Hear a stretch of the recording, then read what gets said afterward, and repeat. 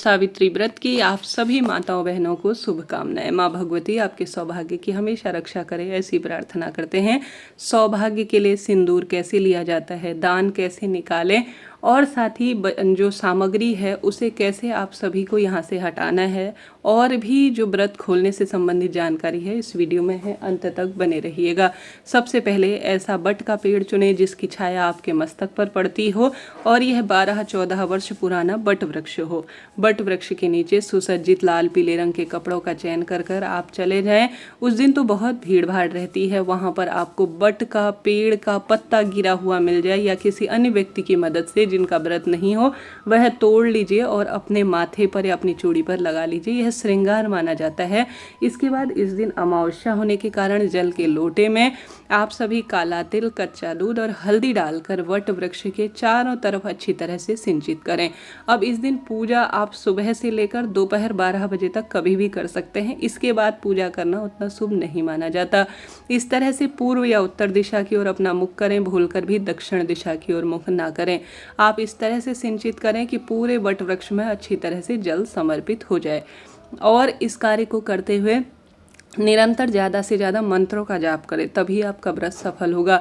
बातें करते रहती हैं महिलाएं और पूजा करती हैं, ऐसा सही नहीं होता। यह जो है व्रत साल का सबसे बड़ा सौभाग्य का व्रत होता है। आप सभी इस दिन सुंदर श्रेष्ठ अवस्था में एक जो है यहाँ पर स्वास्तिक बना लीजिए हल्दी का। आप चाहें तो सामान्य सरल तरीके से जो है बट वृक्ष में छापे इत्यादि भी लगा सकते हैं, इच्छा आपकी है। उसके ऊपर हमारी पूजा पाठ का साक्षी हमेशा हमारा दीपक होता है, तो एक गोल बत्ती का या लंबी बत्ती का आप दीपक लगा लीजिए। दीपक इतनी देर लगाएं कि यह जलता रहे। सुंदर भाव सच्चे मन से आप साथ में पूजा करें और बहुत सुंदर विधि से। थोड़ा बहुत नियम परिवर्तित होते हैं समय और क्षेत्र अनुसार। कई स्थानों पर पंडित जी आते हैं और गौरी गणेश का पूजन करवाते हैं और बट सावित्री व्रत कथा सुनते हैं। अगर आप साथ में कर रहे हैं तो इस तरह से गौरी गणेश बना लीजिए जैसे मैंने बनाए हैं, घर से बनाकर ले जाइए। नहीं तो यहाँ पर मिट्टी का एक ढला, अर्थात जो मिट्टी जो है कंकर रूप में पड़ी होती है, तो उसे भी गौरी शंकर मानकर आप पूजन कर सकते हैं। नहीं तो आप यह कर सकते हैं कि जो यह बट के वृक्ष के नीचे की कोई भी स्वरूप में किसी भी वस्तु का आप पूजन कर सकते हैं। सबसे अच्छा रहता है कि घर से आप गौरी गणेश सुपारी को कलावा में लपेट कर आप अच्छी तरह से गौरी शंकर बना लीजिए, गौरी गणेश बना लीजिए। मैंने काले तिल की मदद से एक स्थान पर इन्हें रखा हुआ है। अब मैंने बट वृक्ष में एक स्वास्तिक बना रखा है, जो जिससे कि हम विशेष तौर पर जो है सावित्री देवी और त्रिदेवों का स्मरण करें, ब्रह्मा विष्णु महेश और जो है यम देवता का ध्यान करें कि हमारे परिवार में हमेशा रक्षा हो, बरकत हो। इसके लिए तो एक स्वास्तिक बना लीजिए यह जो है बट वृक्ष में, ताकि त्रिदेव इसमें वास करते हैं और सभी देवी देवताओं का आवाहन स्वरूप में यह हो जाता है। तो सभी मूर्तियां तो यहाँ पर ले जाना संभव नहीं है, तो इस तरह किया जा सकता है। अब अपने जो है विशेष तौर पर दाहिने हाथ में आप थोड़ा अक्षत और पुष्प ले लीजिए और सभी देवी देवताओं का ध्यान करें, अपना नाम गोत्र बोले। आज मैं इस व्रत को संपन्न करने जा रही हूँ, ऐसी प्रार्थना करते हुए बट सावित्री व्रत की पूजा करना शुरू करें। संकल्प की यह विधि होती है, जिसे नियम से कर लिया जाए तो बहुत अच्छा परिणाम मिलता है। अब गणेश जी महाराज पर रोली, चंदन, मोली, अक्षत समर्पित करें और बट वृक्ष की भी जो है जैसे मैंने स्वास्तिक बनाया या सामान्य बट वृक्ष में रोली, चंदन, मोली, अक्षत समर्पित करें। वस्त्र रूपी कलावा समर्पित करें, पुष्प समर्पित करें और जो भी वस्तु आप लाए हैं जैसे दुर्वा और अन्य वस्तु जो अपनी क्षमता शक्ति सामर्थ्य अनुसार उसे भी भगवान जी को समर्पित करें। गौरी गणेश को समर्पित करें और साथ ही बट वृक्ष को भी इसी प्रक्रिया के तहत समर्पित करें। साथ के साथ आप सभी सुहाग सामग्री जरूर से समर्पित करने का प्रयत्न करें। नारियल और सुहाग में जो भी कम ज़्यादा जितनी भी है, कुछ दक्षिणा, कुछ वस्त्र इत्यादि रखकर आप गौरी मैया को स्पर्श कराकर, बट वृक्ष को स्पर्श कराकर यहाँ पर रखें। जरूर से बाद में इन्हें दान दे दिया जाता है, या तो पंडिताइन को या आपके कुटुंबजन जो रक्त संबंधी है, जैसे कि कोई भी देवरानी जेठानी, उन्हें सुहाग सामग्री आप वितरित कर दीजिए। दीजिए। दक्षिणा पंडित ब्राह्मण जी को दान में दे दीजिएगा।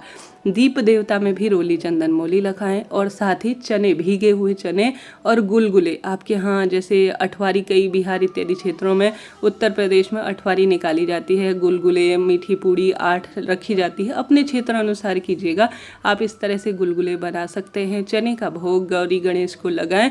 बाद में जो है जो चने होते हैं इन्हीं से व्रत को खोला जाता है और जो यह बट वृक्ष की कोपल है इससे ही व्रत को खोला जाता है। अब सुहाग कैसे ले?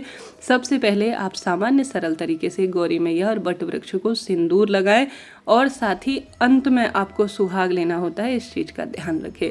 इसके साथ ही आप अपने क्षेत्रानुसार, जैसे कि मेरे क्षेत्र में एक जो है बाज़ार में मिलने वाला जो कच्चा सूत होता है उसे गले में पहना जाता है, उसमें हल्दी रोली लगाकर गौरी मैया को समर्पित किया जाता है और पिछले साल का तो यहीं पर बांध दिया जाता है बट वृक्ष में, और नया जो है या तो पंडित जी हमारे लेकर आते हैं या हम बाज़ार से खरीद कर लाते हैं या घर पर बनाकर उसे गले में धारण जरूर किया जाता है।